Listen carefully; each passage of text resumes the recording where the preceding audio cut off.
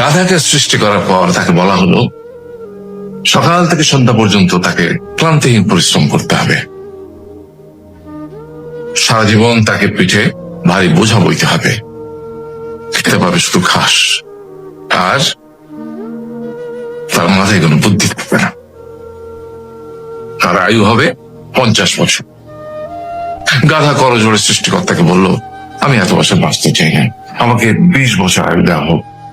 সৃষ্টিকর্তা সেটাই মঞ্জুর করলেন।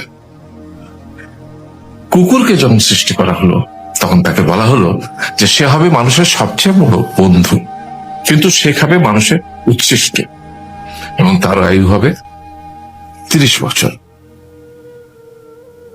কুকুর সৃষ্টিকর্তাকে বললো, আমি এত বছর বাঁচতে চাই না, আমাকে 15 বছর আয়ু দেওয়া হোক।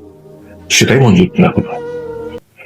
এরপর বানরকে বলা হলো, তুমি শুধু গাছের এ ডাল থেকে ও ডালে ঝুল খাবে এবং নানান রকম ফন্দি বিক্রি করে মানুষকে আনন্দ দিবে, তোমার আয়ু হবে 20 বছর।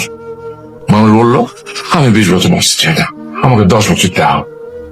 সেটাই মঞ্জুর করা হলো। এবার এলো পুরুষ মানুষ পালা। তাকে বলা হলো যে তুমি হলে প্রাণীগুলোর মধ্যে সবচেয়ে বিচক্ষণ এবং বুদ্ধিমান, সেই জন্য তোমাকে প্রাণীদের শিরোমণি করা হলো এবং তোমার আয়ু হবে 20 বছর।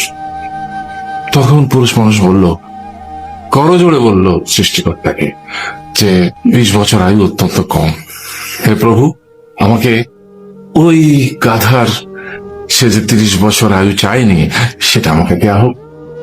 ওই যে কুকুর 15 বছর ফিরিয়ে দিয়েছিল সেটাও আমাকে দেয়া হোক। আর যে বানর 10 বছর নেয়নি সেটাও আমাকে দেয়া হোক। 20 বছর অত্যন্ত কম, আমি দীর্ঘদিন বাঁচতে চাই।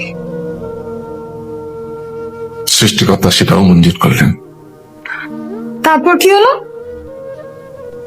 সেই থেকে ছেলেরা পুরুষ মানুষ হিসেবে বাঁচে 20 বছর, তারপরের 30 বছর সংসারের বোঝা পিঠে করে বয়ে বেড়ায়, সেটা কার মতো? গাধার মতো।